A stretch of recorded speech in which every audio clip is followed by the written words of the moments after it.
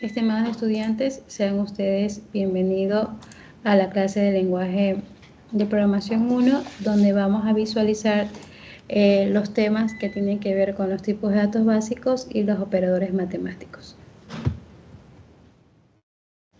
Con respecto a lo que vamos a revisar en clases el día de hoy, pues tiene que ver mucho lo que son los tipos de datos, que Python en este caso permite trabajar con él. Asimismo, cuál es la jerarquía o cómo se van realizando las operaciones matemáticas dentro de Python.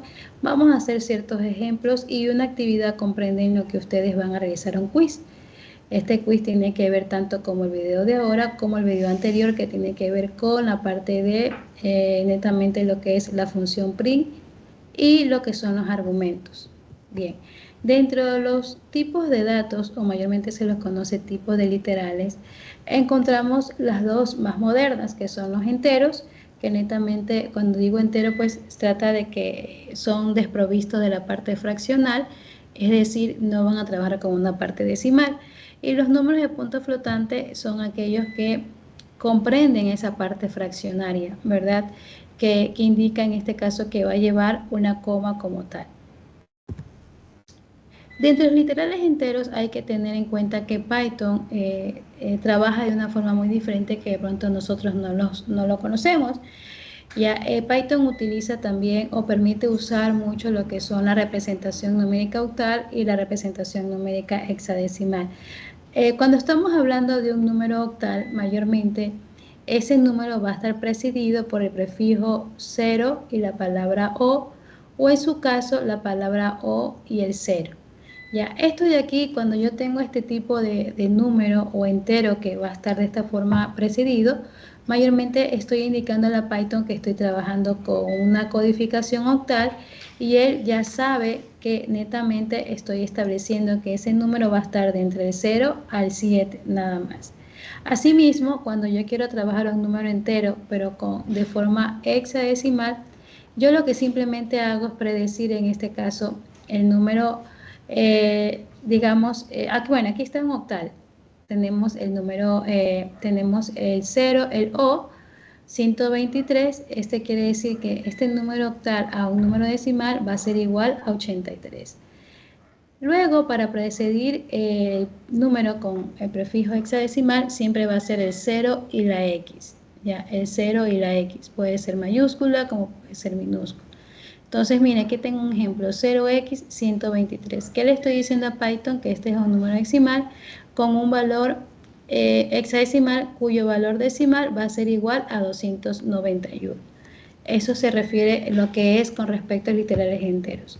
Con respecto a los valores flotantes, pues netamente, como les dije, aquí sí vamos a trabajar con el punto, que me está indicando que es un número decimal, flotante como sí. Entonces, para evitar escribir tantos ceros, a veces hay libros que nos han recomendado, nosotros ya lo revisamos en la notación científica, que si yo quiero expresar un número muy grande con ceros, yo puedo utilizar simplemente el 10 elevado a la base o a la representación de los ceros que quiero utilizar. Por ejemplo, 3 por 10 a la octava. Entonces, se va a leer 3 veces 10 a la potencia de 8. Eso es lo que me indica esta parte de aquí. En Python, asimismo, nosotros podemos utilizarlo de esta forma. 3, 8. ¿Qué es lo que le estamos diciendo? Que la E va, en este caso, a reemplazar el 10, el exponencial, ¿ya?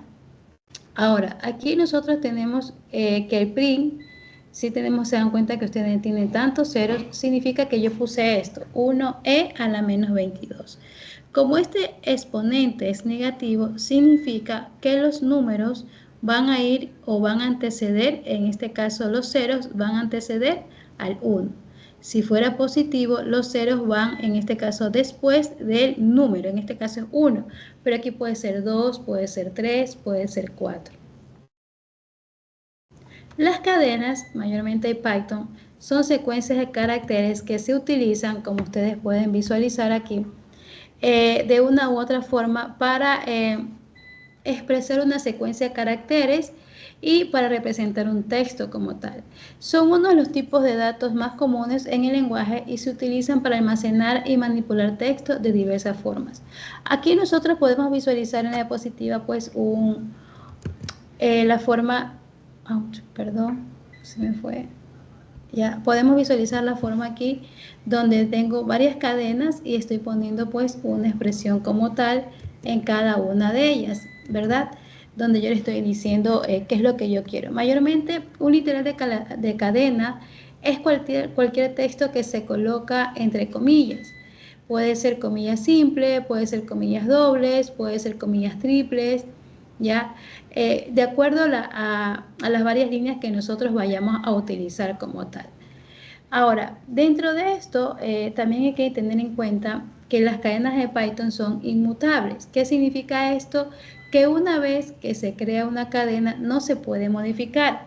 Sin embargo, se pueden crear nuevas cadenas a partir de las existentes. Asimismo, si nosotros necesitamos incluir comillas dentro de una cadena, pues se puede usar el carácter de escape, ¿verdad? ¿Sí? Para poder en este caso introducir comillas dentro de una cadena como tal. También se pueden hacer operaciones entre cadenas. Puedo realizar operaciones como la concatenación, la repetición, ¿sí? Puedo utilizar ese tipo de operaciones.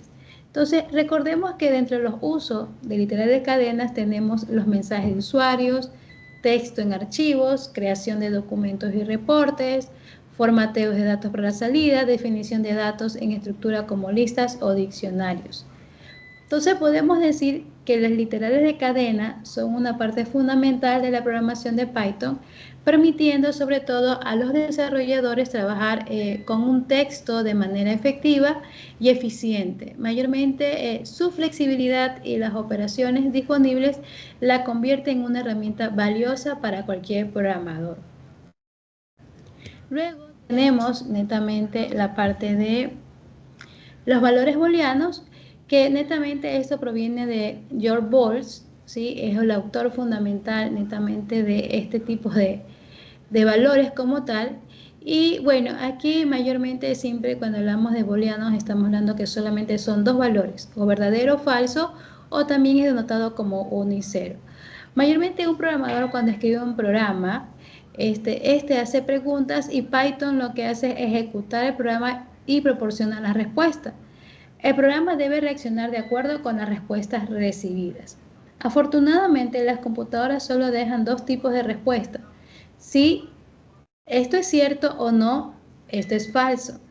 Nunca vamos a recibir una respuesta como no sé o probablemente, sí, pero no estoy seguro. No, siempre es un sí o es un no. ¿Ya? Entonces, estos son ejercicios en Python que yo los invito a ustedes que pues ingresen a Python y ejecuten este tipo de ejercicios donde pongan num entero es igual a 10, num decimal es igual a 3.14, pongo el nombre Python y en este caso Python es genial, es verdadero. De esta forma nosotros podemos establecer cada uno de los tipos de datos que revisamos anteriormente. Los operadores. En Python los operadores son muy importantes porque los que más se utilizan, bueno, es la suma, la resta, la multiplicación, la división, el módulo, ¿verdad? La exponenciación y la división entera. Recordemos que yo cuando hago operadores o cuando digo operadores, esto van a permitir conectar muchas formas de digamos una parte matemática como tal, ¿verdad? Que es lo que queremos hacer una suma, una multiplicación o una división. En la división entera, ¿sí? Tenemos que usar el doble barra, ¿ya? Prácticamente es un operador divisional entero y se diferencia del estándar y el operador, en este caso del slash. ¿Por qué? Porque su resultado, en este caso, cuando utilizo la doble barra, va simplemente a carecer de la parte fraccionaria. ¿Ya? Simplemente en este caso va a ejecutar resultados siempre redondeados. Y lo otro es que siempre se va a ajustar a la regla de entero frente a los flotantes. Es decir, cuando yo pongo doble barra, pues mayormente mis resultados van a ser número entero como tal. Dentro de los operadores aritméticos tenemos cuando un signo es doble asterisco, es un operador de exponenciación o lo que nosotros conocemos como potencia como tal, ¿verdad?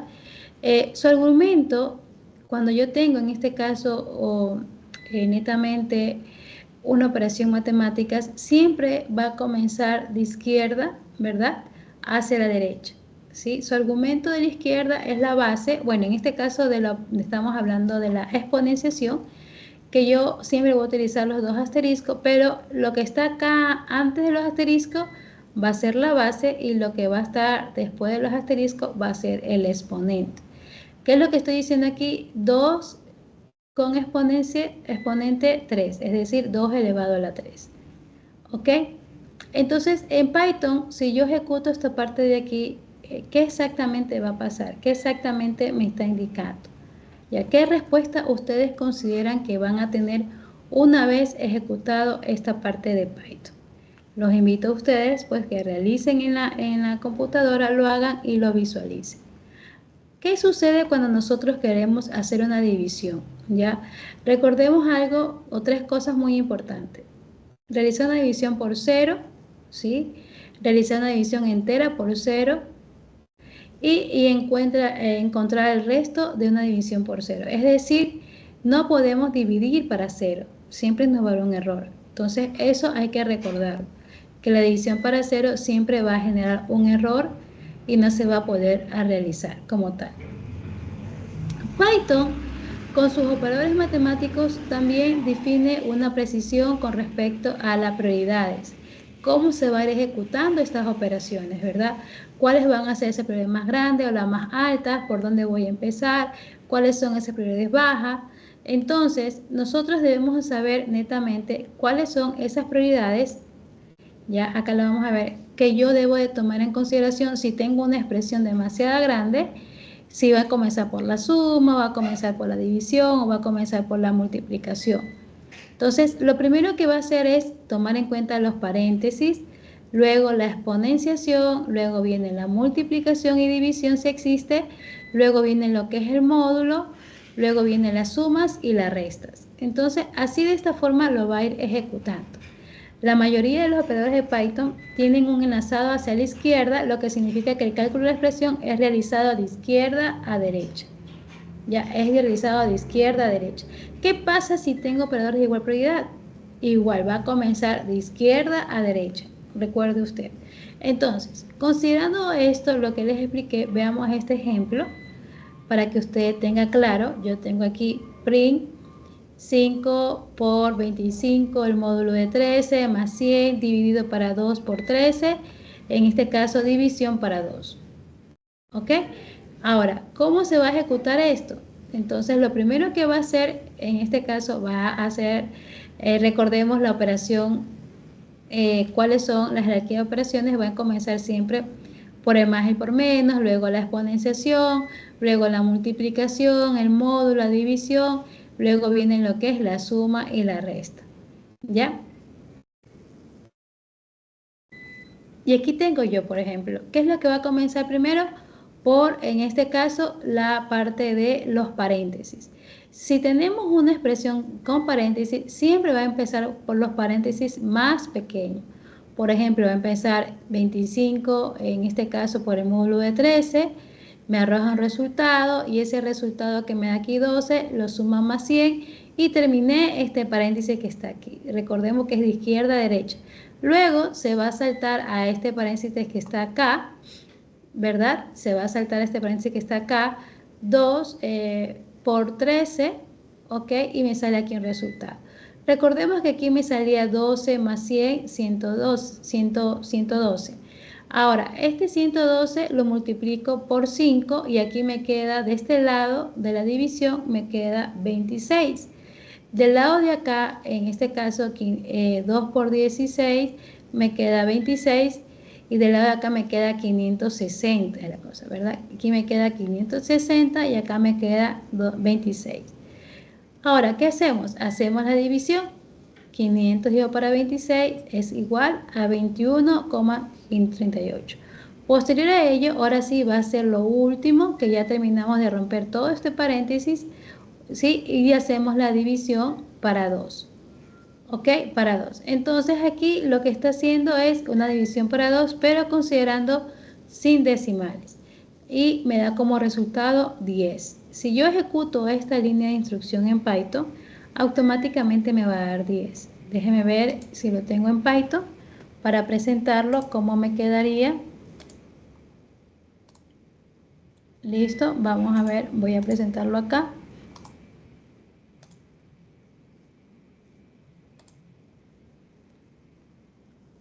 Creo que este no, un ratito.